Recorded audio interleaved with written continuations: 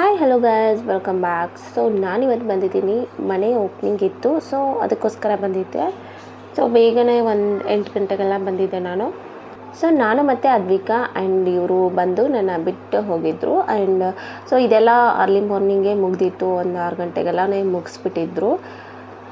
So ಇನ್ನೇನು ಮಧ್ಯಾಹ್ನ ಮತ್ತು ಹೋಮ ಎಲ್ಲ, ಮತ್ತೊಂದು ನವಗ್ರಹ ಶಾಂತಿ ಅಂತೆಲ್ಲ ಹೋಮ ಮಾಡ್ತಾರೆ. ಸೊ ಅದೆಲ್ಲ ಏನೇನೋ ಇತ್ತು.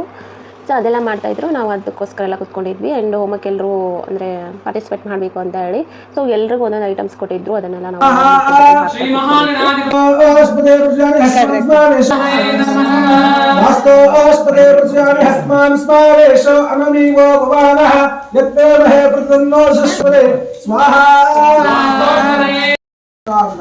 ಅಘೋರ ಅಂತಂದ್ರೆ ಘೋರ ಅಂದ್ರೆ ಕೆಟ್ಟದ್ದು, ಅಘೋರ ಅಂದ್ರೆ ಆ ಕೆಟ್ಟದನ್ನ ನಾಶ ಮಾಡುವಂಥದ್ದು ಅಂತ. ಅಂದ್ರೆ ಲಯಕಾರಕನಾದ ಶಿವನ ಒಂದು ಅವತಾರ.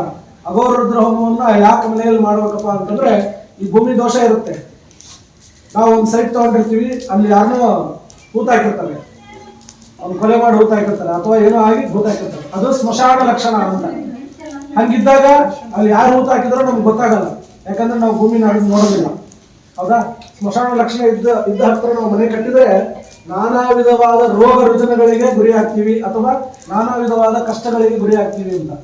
ಅಂತಹ ಜಾಗದಲ್ಲಿ ಮನೆ ಕಟ್ಟೋ ಮುಂಚೆ ಒಂದು ಅಘೋರಾಸ್ತ್ರ ಹೋಮವನ್ನು ಮಾಡಿದ್ರೆ ಗೊತ್ತಾಯ್ತಪ್ಪ ಅಂತಂದ್ರೆ, ಗೊತ್ತಾಗಿಲ್ಲ ಅಂದ್ರೂ ಮನೆ ಕಟ್ಬಿಟ್ಟಿದೀವಿ ಅಂತಂದ್ರೆ, ಈ ಗೃಹ ಪ್ರವೇಶ ಸಮಯದಲ್ಲಿ ವಾಸ್ತು ರಾಕ್ಷೋಗ್ನ ಅಥವಾ ಅಘೋರಾಸ್ತ್ರ ಅಂತ ಹೋಮ ಮಾಡ್ತಾರೆ. ಅದು ಯಾಕಪ್ಪ ಅಂತಂದ್ರೆ ಅಲ್ಲಿ ಇರ್ತಕ್ಕಂತಹ ಕೆಟ್ಟ ಶಕ್ತಿ ನಾಶ ಆಗಿ ಇವರು ವಾಸ ಮಾಡಕ್ಕೆ ಒಳ್ಳೆ ಶಕ್ತಿಯಾಗಿ ನೆಲೆಸ್ಲಿ ಅಂತ ಹೇಳಿ. ಹಾಗಾಗಿ ಈಗ ಅಘೋರಾಸ್ತ್ರ ಹೋಮವನ್ನು ಮಾಡ್ತಿದೀವಿ. ಓಂ ಅಘೋರುದ್ರಾಯ ನಮಃ ಅಂತ ಪ್ರಾರ್ಥನೆ ಮಾಡ್ತೀವಿ.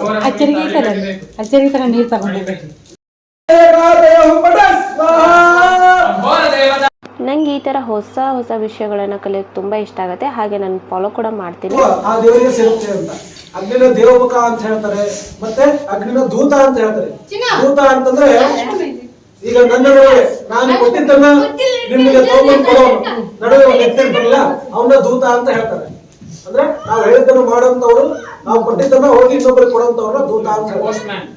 ಪೋಸ್ಟ್ ಮ್ಯಾನ್ ಉದಾಹರಣೆ. ಅಗ್ನಿನ ದೂತ ಅಂತ ಹೇಳ್ತಾರೆ. ಅಗ್ನಿನ್ ದೂತಂ ಋಣಿಮಹೆ ಅಂದ್ರೆ ಹೆಂಗೆ ದೂತ ಅಂತಂದ್ರೆ ಅವನು ಋಣಿಸಿ, ಅಂದ್ರೆ ಅದನ್ನ ದಹನ ಮಾಡಿ ಅದನ್ನ ಹೋಗಿ ಕೊಡ್ತಾನೆ, ಆವಿ ಮುಖಾಂತರವಾಗಿ ಸಲ್ಲಿಸ್ತಾನೆ ಅಂತ.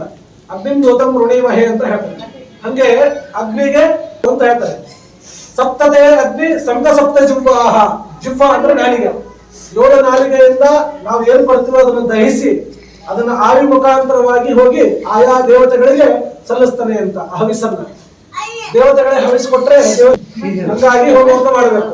ಸೊ ನಾನು ಆಲ್ಮೋಸ್ಟ್ ಯಾರು ಏನು ಹೇಳಿದರು, ಒಳ್ಳೆಯದನ್ನು ಹೇಳಿದರೆ ನಾನು ಅದನ್ನು ಫಾಲೋ ಮಾಡ್ತೀನಿ. ಆ್ಯಂಡ್ ಈ ಥರ ಪೂಜಾ ಸೊ ಇದೇನೆಲ್ಲ ನಮ್ಮ ಸಂಸ್ಕೃತಿ ಏನಿದೆ ಅದನ್ನೆಲ್ಲ ನಾನು ಫಾಲೋ ಮಾಡ್ತೀನಿ.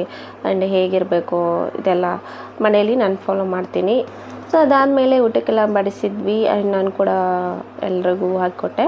5 ಗಂಟೆ ಎಲ್ಲಾಗಿತ್ತು, ತುಂಬ ಜನ ಕೂಡ ಬಂದಿದ್ದರು. ಆ್ಯಂಡ್ ಇದೇ ಫಸ್ಟ್ ಟೈಮ್ ನಾನು ಅಂದರೆ ಈ ಫ್ಯಾಮ್ಲಿಗೆ ನಾನು ತುಂಬ ಅಂದರೆ ಹತ್ತಿರ ಆಗಿದೆ ಅಂದರೆ ಈ ಫಂಕ್ಷನಿಂದಾನೆ ಅಂತಲೇ ಹೇಳ್ಬೋದು. ಬಿಕಾಸ್ ನಾನು ಮನೆಯವ್ರ ಥರನೇ ಅವ್ರ ಜೊತೆ ಕೆಲಸ ಮಾಡ್ತಾಯಿದ್ದೆ. ಹಾಗೆ ಈ ಥರ ಎಲ್ಲ ಅವ್ರ ಜೊತೆ ಊಟಕ್ಕೆ ಬಡಿಸೋದಾಗಲಿ ಎಲ್ಲನೂ ಅವ್ರ ಜೊತೆನೇ ಮಾಡ್ತಾಯಿದ್ದೆ. ಸೊ ಹಾಗಾಗಿ ಅವ್ರಿಗೆ ಇನ್ನೂ ಹತ್ತಿರ ಅದೇ. ಮುಂಚೆ ಅಂದರೆ ಸ್ವಲ್ಪ ಹೋಗೋದು ಬರೋದೇ ಇತ್ತು, ಬಟ್ ಇಷ್ಟೊಂದು ಹತ್ತಿರ ಆಗಿಲ್ಲ. ಅದಾದಮೇಲೆ ಈ ಫಂಕ್ಷನ್ ಆದಮೇಲಿಂದನೇ ಅವ್ರು ನನಗೆ ಇನ್ನೂ ಜಾಸ್ತಿ ಹಚ್ಕೊಂಡ್ರು ಅಂತ ಹೇಳ್ಬೋದು.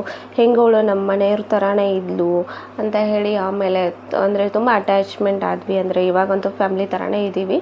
ಯೂಶ್ವಲಿ ಫಂಕ್ಷನ್ಗೆ ಹೇಳಿದರೆ ಸೊ ಅವ್ರ ಪಾಡಿಗೆ ಬರ್ತಾರೆ, ಊಟ ಮಾಡ್ತಾರೆ, ಹೋಗ್ಬಿಡ್ತಾರೆ. ಬಟ್ ನಾನಾಗಲ್ಲ, ಅವ್ರ ಮನೆಯವ್ರ ಥರನೇ ಇದ್ದೆ.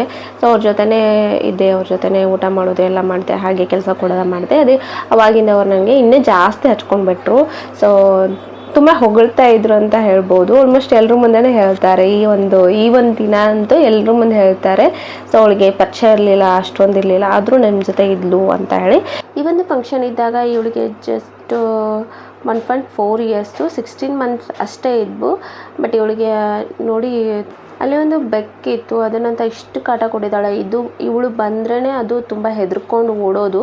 ಸೊ ನೋಡಿ ಹೇಗೆ ಅಂಜಿ ಓಡ್ತಾ ಇದೆ. ಅದು ಕಾಟ ಕೊಟ್ಟಿದ್ದಾಳೆ ಫುಲ್. ಅದು ಎಲ್ಲಿದ್ರೂ ಬಿಡ್ತಾ ಇರಲಿಲ್ಲ. ಅದೊಂದು ಮರಿಯೋ ಬೇರೆ ಹಾಕಿತ್ತು.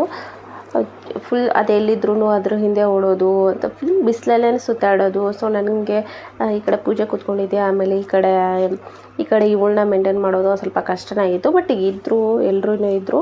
ಬಟ್ ಅದನ್ನು ಹುಡುಕ್ತಾ ಇಷ್ಟೊಂದು ಕಾಟ ಕೊಟ್ಟಿದ್ದಾಳೆ, ಅದನ್ನಂತ ನಾವು ದಿನನೇ ಮರೆಯೋಕ್ಕಾಗಲ್ಲ. ಅದು ತುಂಬ ಪಾಪ, ತುಂಬ ಹೆದರ್ಕೊಂಡಿತ್ತದು. ಇವಳು ಬಂದ್ರೇ ಜಾಸ್ತಿ ಹಾರ್ಟ್ ಬೀಟ್ ಜಾಸ್ತಿ ಆಗಿ ಈ ರೀತಿ ಓಡಿ ಹೋಗ್ತಾ ಇತ್ತು. ಅದು ಎಲ್ಲಿದ್ರೂ ಅದನ್ನು ಬಿಡ್ತಾ ಇರಲಿಲ್ಲ. ಸಂದಿಲಿದ್ರೂ ಅದನ್ನು ಅವಳು ಹೋಗಿ ಅದನ್ನು ತೊಗೊಂಡು ಬರ್ತಾಯಿದ್ಲು. ಅಂದರೆ ಇವಳು ಬಂದರೆ ಇವಳು ಜಸ್ಟ್ ಹಿಂಗೆ ಸ್ವಲ್ಪ ಇನ್ನೂ ಜಾಸ್ತಿ ಚೆನ್ನಾಗಿ ನಡೆಯೋಕ್ಕೂ ಬರ್ತಾಯಿರಲಿಲ್ಲ. ಸೊ ಹಿಂಗೆ ಬಂದರೆ ಓಡ್ತಾ ಬಂದರೆ ಸಾಕು, ಒಂದು ಹೆಜ್ಜೆ ನೋಡಿದರೆ ಸಾಕು ಅದು ಓಡಿ ಹೋಗೋದು. ಸೀನಂತೂ ಇವರೆಲ್ಲರೂ ಇನ್ನೂ ನೆನಪಿಟ್ಕೊಂಡಿದ್ದಾರೆ. ಅಂದರೆ ನೋಡಿ, ಈ ರೀತಿ ಅದನ್ನು ಫುಲ್ಲು ಗಟ್ಟಿಯಾಗಿ ಹಿಡ್ಕೊಂಡು ಅದಕ್ಕೆ ಕಿಸ್ ಮಾಡೋದು. ನನಗಂತೂ ನಾನಂತ ಹೈಸೀನ್ ಅದರಲ್ಲಿ ಇವಳು ಈ ರೀತಿ ಮಾಡೋದು ನನಗೆ ಒಂಥರ ಇರಿಟೇಟ್ ಆಗೋದು. 5 ಗಂಟೆ 6 ಗಂಟೆ ಆದಮೇಲೆ ಅದು ಸ್ವಲ್ಪ ಒಂದು ಕಡೆ ಹೋಗಿ ಕುತ್ಕೊಂಡಿತ್ತು. ಅದಾದಮೇಲೆ ಅದನ್ನು ಬಿಟ್ಟಿದ್ದಾಳೆ. ಅಲ್ಲಿವರೆಗೂ ತುಂಬ ಕಾಟ ಕೊಟ್ಟಿದ್ದಾಳೆ. ಸೊ ಮತ್ತೆ ಡ್ರೆಸ್ ಚೇಂಜ್ ಮಾಡಿದ್ದೆ. ಸೊ ಇದಾಗಿತ್ತು ಇವತ್ತಿನ ಬ್ಲಾಗ್.